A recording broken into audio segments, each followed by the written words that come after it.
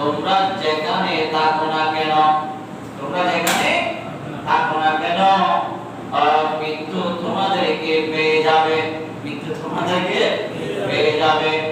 বলাউ কুনতুম ফি বুরুজিম মুশাইয়াদা, হে আমার বান্দা, তোমরা যদিও মওত থেকে বাঁচানোর জন্য, মওত থেকে রেহাই পাওয়ার জন্য তোমরা যদিও বা সুদৃঢ় মজবুত কিল্লা বা দালান কোঠা উচ্চ ঘরের ভিতরে যদিও প্রবেশ করে থাকো, নির্ধারিত সময়ের মধ্যে মওত তোমাদেরকে গিয়ে ধরে ফেলবে। নির্ধারিত টাইমের মধ্যে তোমাদেরকে ধরে ফেলবে। যে এই আয়াতটি কারিমা নাযিল হওয়ার একটা এই শান নজর রয়েছে। শান নজরটা হচ্ছে এই আয়াত নাযিল হয়েছে মুনাফিক কিছু মুসলমানের উপরে। কাদের উপরে? মুনাফিক মুসলমান, যারা টুপিও আছে, দাড়িও আছে, পাঞ্জাবিও আছে, পায়জামা আছে, কিন্তু ভিতরে কি নাই? মুসলমান নাই। কিন্তু নাম কি আছে? নাম। উহুদের ময়দানের মধ্যে নবীর সাথে যুদ্ধ করার জন্য সবাই গেলেন, কিছু কিছু মুনাফিকের সাথে গেলেন। যুদ্ধ যখন চলতেছে, তুমুল যুদ্ধ, তখন মুসলমান একটু পিছপা হয়ে গেল। নবীর কখন বা খোদাই হুকুম ধরে, এটা বেশি কথা বললে এটা হয়তো আমরা সব আলেম ভিতরে ধরে গেলে সমস্যা। এগুলো এই ভিডিওতে ধারণ করা হচ্ছে, তাই আমি বেশি বলতেছি না। হঠাৎ আমার হুকুম হয়েছে বা উহুদের ময়দানের মধ্যে প্রথম পর্যায়ে মুসলমানদের কি হয়েছে? জয় হয়েছে। কাফেররা যখন পলায়ন করেছে, তখন তাদের মালগুলো নিয়ে কিছু মানুষ কি ওগুলো নিয়ে ব্যস্ত। ওই মালগুলো যখন ঢোকাচ্ছে নিচ্ছে, ওই সুযোগের মধ্যে কাফেররা উল্টো ফিরে এসে মুসলমানদের উপরে কি করতেছে? আক্রমণ করতেছে। তখন মুসলমানদের একটু সামান্য এই ব্যাঘাত হয়েছে বা বিপর্যয়ের পর্যায়ে চলে যাচ্ছে। ওই সময়ের মধ্যে কিছু মুনাফিক নামদার মুসলমান উহুদের ময়দান থেকে পালিয়ে এসেছে। পালিয়ে এসেছে। যেখানে ভাষায় দায় আগে বলে, এর আগে যুদ্ধের ময়দান তো দাইরে আগে পালিয়ে যারা চলে আসলো উহুদের ময়দান থেকে, তারা এসে একজন অপরজনকে বলতে লাগলো, দেখছো, ওরা যদি আমাদের সাথে পালিয়ে চলে আসতো যুদ্ধের ময়দান থেকে, তারা মারা যেত না, তারা মারা যেত না। তো তারা মারা কেন গেছে? তারা ওখানে রয়ে গেছে, সেজন্য আমরা তো পালিয়ে চলে যাচ্ছি, আমাদেরকে আক্রমণ করতে পারে নাই, আমাদেরকে আঘাত করতে পারে নাই, তাই আমরা বেঁচে গেলাম। তারাও যদি আমাদের মতো চলে আসতো, তাহলে তারা মৃত্যুবরণ করতো না। দেখেন, তখন আমার আল্লাহ সাথে সাথে নবীর সরকারে মদিনার উপরে এই আয়াতটি কারিমা নাযিল করবে। আমার নবীকে এই নাযিল করবে, এই মেহমান আপনি তাদেরকে বলেন, আর তারা মিথ্য বলে কোন জায়গায় যদি পালিয়ে যায়, কোন মজবুত কিল্লা বা ওই ঘরের মধ্যে, দালানের মধ্যে যদিও কি করে তারা অবস্থান করে, নির্ধারিত টাইমের মধ্যে, সময়ের মধ্যে, দিনের মধ্যে, তারিখের মধ্যে তাদের কি হয়ে যাবে? মৃত্যু হয়ে যাবে। যুদ্ধ ময়দানে গেলে যে মৃত্যু হবে তাই না, আল্লাহর যে একটা নির্ধারিত সময় রয়েছে, বান্দার তকদীরের মধ্যে লেখা রয়েছে, ওই টাইমের মধ্যে, ওই সময়ের মধ্যে তার কি হয়ে যাবে? মৃত্যু হয়ে যাবে। এই আয়াতে কারিমার মধ্যে তাফসীরে নূরুল কুরআন, তাফসীরে ইবনে কাসির, ওই কিতাবের মধ্যে কয়েকটা আয়াত পাওয়া যাচ্ছে। ওখান থেকে নকল করেছে, মরনে কে বাদ क्या होगा। আল্লামা মাওলানা আশিক এলাহি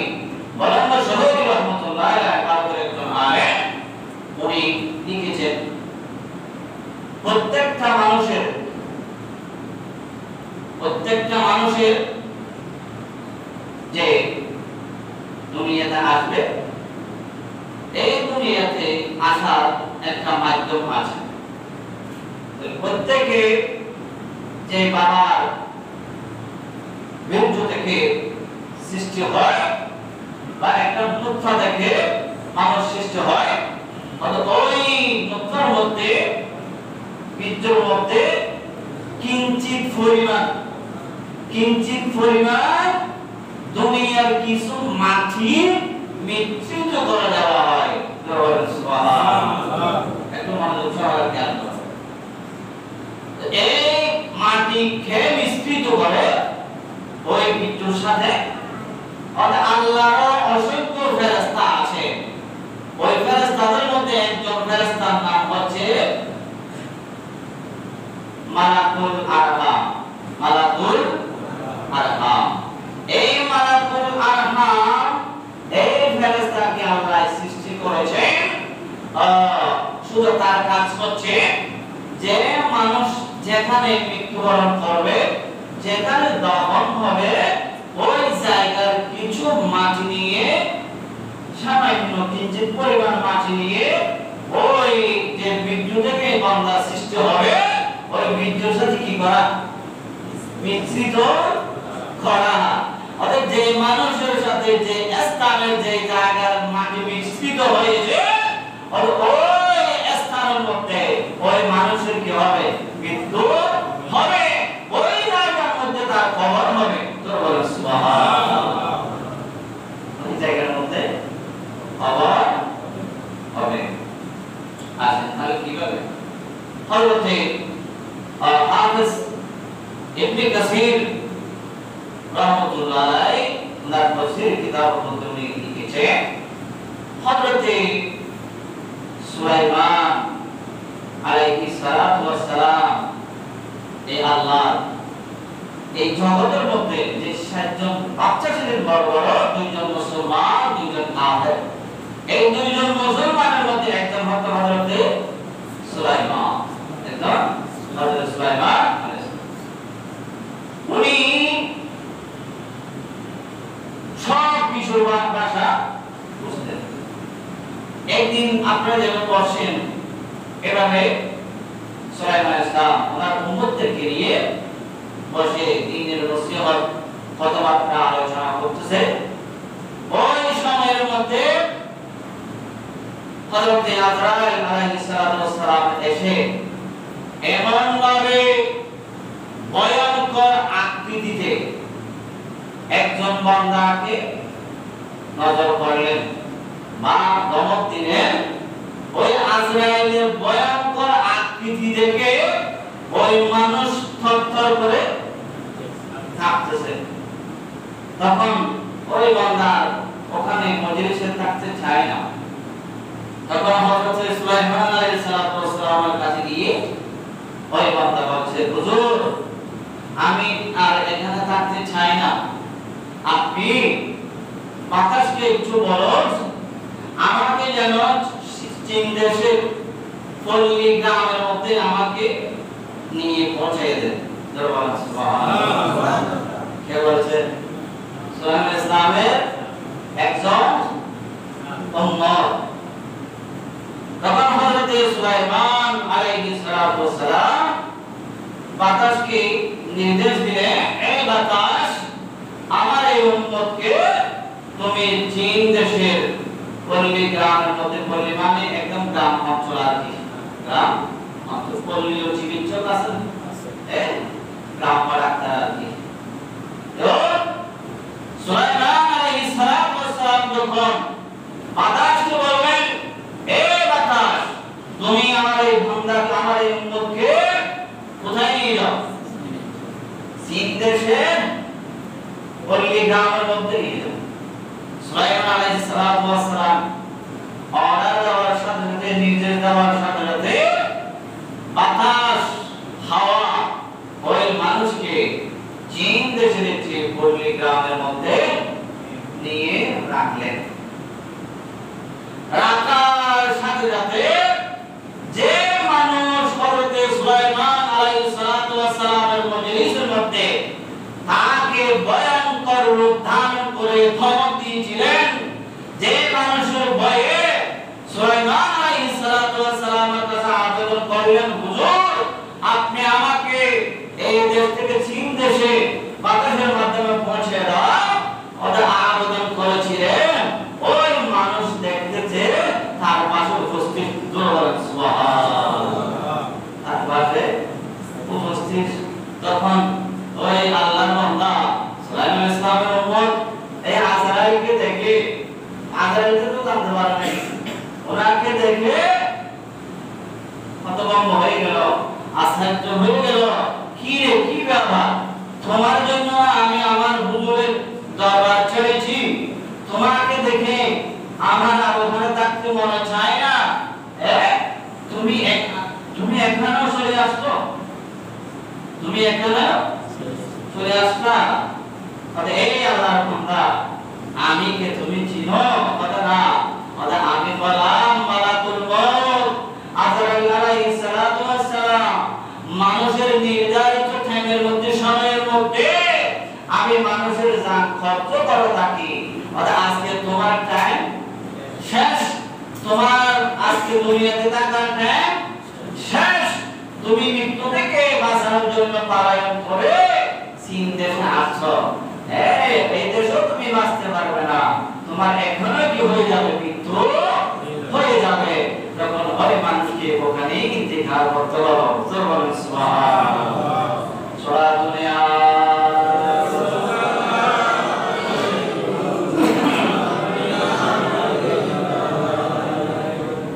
তো প্রায় কাছাকাছি, তখন উনি ওখানে ইন্তেকাল হয়ে গেল। ওই যে কিতাবের মধ্যে বলা হয়েছে মালাকুল আরকাম, যে মানুষের যে স্থান থেকে কিঞ্চিত পরিমাণ মাটি নিয়ে তার সৃষ্টি, যে বীর্য থেকে সৃষ্টি হচ্ছে, আল্লাহ সৃষ্টি করবে, ওই বীর্যের সাথে কি করে দেওয়া হয়েছে, মিশ্রিত করে দেওয়া হয়েছে, ওই স্থানের মধ্যে তার কি হবে, মৃত্যু হবে, ওখানে কি হবে, তার দাফন হবে। দেখেন আমাদের দেশে অনেক মানুষ বিদেশে যায়, হজ করতে যায়, আশা ছিল নিজের মা বাবার পাশে, কবরের পাশে দাফন হবে, এরকম আশা করে না, কিন্তু আশা পূরণ হয় না। কেউ বিদেশে মারা যায়, কেউ হজ করতে গেলে মারা যায়, বা বিভিন্ন জায়গার মধ্যে মারা যায়, ওখানে কি করা হয়, দাফন করা হয়। এটা ওনার তকদিরে সেভাবে কি আছে, মওত আছে, লেখা আছে। তো কয়েকদিন পরে সুলাইমান আলাইহিস সালামের দরবারে আজরাইল আলাইহিস সালাম আসলেন, উনি আসলেন। আজরাইল আলাইহিস সালাম যখন হযরত সুলাইমান আলাইহিস সালামের কাছে আসলেন, জিজ্ঞাসা করলেন, হে মালাকুল মউত, তুমি কয়েকদিন আগে আমার এক উম্মতকে তুমি ভয় কেন লাগাইছো? হুজুর হুজুর আমাকে মাফ করবেন, ওই বান্দা, ওই আপনার উম্মতের মৃত্যু সময় একেবারে কাছাকাছি, আমি যত মানুষের জান কষ্ট করেছি, এরকম বিপদে আমি আর পড়িনি, এরকম কষ্টের মধ্যে ঝামেলায় আমি আর পড়িনি। কেন? এই মানুষের তকদির লেখা আছে, ওদের হুকুম আছে, চীন দেশের পল্লী একটি গ্রামে, উনি এই যে জায়গা থেকে চীন দেশে হেঁটে গেলে 1 বছর লাগবে। তার এই বান্দা যদি এখান থেকে চীন দেশে না যায়, তাহলে তার খরচ করা যাবে না। তো উনি এখান থেকে কেমনে যাবে, টাইমও একেবারে শর্ট, গরিব নিকটে, কিভাবে আমি ওনাকে চীন দেশে নিতে পারবো? তখন আমি রাজনৈতিক অবস্থায় আমি ভয়ঙ্কর সুর ধারণ করে আমি তাকে ধমক দিয়েছিলাম, হুজুর কি যে আশ্চর্য ফলাফল আমি পেয়ে গেলাম। ধমক দেওয়ার সাথে সাথে উনি আপনাকে আবেদন করলেন চীন দেশে পৌঁছে দেওয়ার জন্য, আপনিও তাকে বাতাসের মধ্যে পৌঁছে দিলেন, আমিও তার পিছনে পিছনে গিয়ে তার ঠিক টাইমে, ঠিক সময়ের মধ্যে, ঠিক দিনের মধ্যে আমি তার জানটা কবজ করতে পেরেছি। জানটা কবজ করতে পেরেছি। দেখেন নির্ধারিত। কোরআনে তো বলা হয়েছে আইনামা তাকুনু ইউদরিকুমুল মাউত ওয়ালা কুনতুম ফি বুরুজিন মুশাইয়াদা। বান্দা তুমি যত শক্তিশালী হও না কেন, যত হুঁশিয়ার হও না কেন, নির্ধারিত সময়ের মধ্যে, নির্ধারিত টাইমের মধ্যে তোমার কি হয়ে যাবে? মৃত্যু হয়ে যাবে। অত হয়েছে একদিন মরবা, একদিন কিছু আনবো না। সবগুলো শুনেছে 100 মান করে দেখতেছে, এরকম বাবুল আসলে নাই। যখন আজরাইল আলাইহিস সালাতু ওয়াস সালাম আজের ঘটনাটা বলে যায়, ফেরেশতা আমার বেগানা একসাথে বের করে ফেলেন। ঠিক না ঠিক?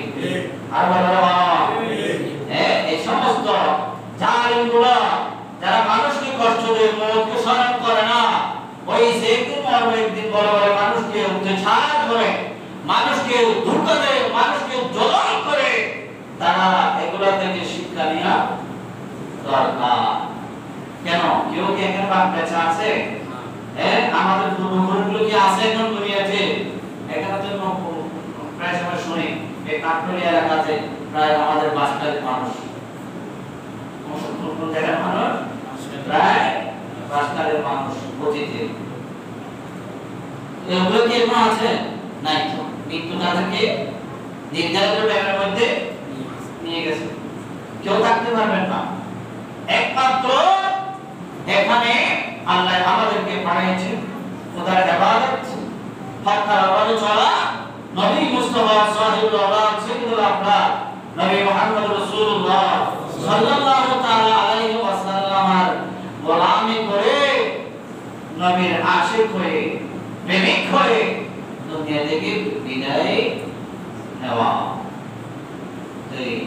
এই লাগালাগি, মারামারি, হাঁটাহাঁটি, জলাবদ্ধতা, এগুলো করার কোনো বিনয় পাইলেন না। আজকে না কালকে মৃত্যু হবে, মৃত্যু হবে। আর মৃত্যু থেকে কেউ পালানো করতে পারবে না। অনেক পয়সাওয়ালা বাঁচানোর জন্য আমি অনেক উচ্চ পর্যায়ে কিছু মানুষের সাথে আমার পরিচয় ছিল, এখনো আছে। অনেক মানুষ এমনও দেখেছি যারা শুধু বাঁচানোর জন্য সিনার ভিতরে কি লাগাইছে, এগুলো কি বলে মানুষ সমস্যা বলে, এমন শুনেছি বাংলার থেকে কি খাটনা কত করে কি কি লাগাইছে এরকম শুনে গেছে। এগুলো আমি মানে পুরোপুরি জানি না। শুধু মৃত্যু থেকে বা না মরার জন্য, বেঁচে থাকার জন্য চেষ্টা করেছে, কোটি কোটি টাকা দিয়েছে, কোটি কোটি টাকা দিয়ে শুধু মৃত্যু থেকে বাঁচানোর জন্য। অনেক দেখলাম যে জায়গায় গিয়েছে কোটি টাকা খরচ করে, ওই জায়গা থেকে আসতেও পারে না, সেখানে মৃত্যুবরণ করেছে, সেখানে মৃত্যুবরণ করেছে। তাহলে আল্লাহ যেদিন তোমাকে নেওয়ার হুকুম দেবে, বাঁচানোর ক্ষমতা কারো নাই। আপনারা শুনেছেন খালিদ বিন ওয়ালিদ, খালিদ ইবনে ওয়ালিদ, উনি আমার নবীর একজন সাহাবা। উনি আল্লাহর কাছে দোয়া করতেন, কিতাবে আছে, আল্লাহ আপনি আমাকে মহিলাদের মতো গড়ের কোণায় আমাকে মৃত্যু দিও না। দেখেন, আল্লাহ আমাকে আপনি মহিলাদের মতো গড়ের কোণায় কি দিও না, মৃত্যু দিও না। আমাকে বাঘের মতো, সিংহের মতো, আমাকে ময়দানের মধ্যে কি দিও, শহীদ মৃত্যু দিও। কিন্তু তকদীরে নাই, তকদীরে লেখা নাই। উনি এত চেষ্টা করেছেন, শত শত কাফেরকে যুদ্ধ ময়দানের মধ্যে কি করেছেন, শহীদ করেছেন খালিদ বিন ওয়ালিদ। কিন্তু ওনার মৃত্যু হয়েছে করে কোথায় রয়েছে? ওই নির্ধারিত টাইম, যে সময়ে, যে স্থানে আপনার মৃত্যু লেখা আছে, ওই স্থানের মধ্যে কি হবে, মৃত্যু হবে, সেখানে যখন হবে। আল্লাহ পাক রব্বুল আলামিন আমাদেরকে এই মৃত্যুকে স্মরণ করে জীবন যাপন করার তৌফিক দান করুন, আমিন। যারা মৃত্যুকে স্মরণ করে না, ভয় করে না, মারা একদিন পড়বে, এই দুনিয়া ছেড়ে চলে যেতে হবে, এটা স্মরণ করে না, সব সময় ঝোলের উপরে থাকে, মানুষকে কষ্ট দেওয়ার উপরে জীবন অতিবাহিত করতেছে। এবার নামাজ পড়ার কাছে নাই, দরুদ শরীফ মিলাদ মুস্তাফার কাছে নাই, এবং মসজিদ মাদ্রাসার সাথে সম্পর্ক নাই।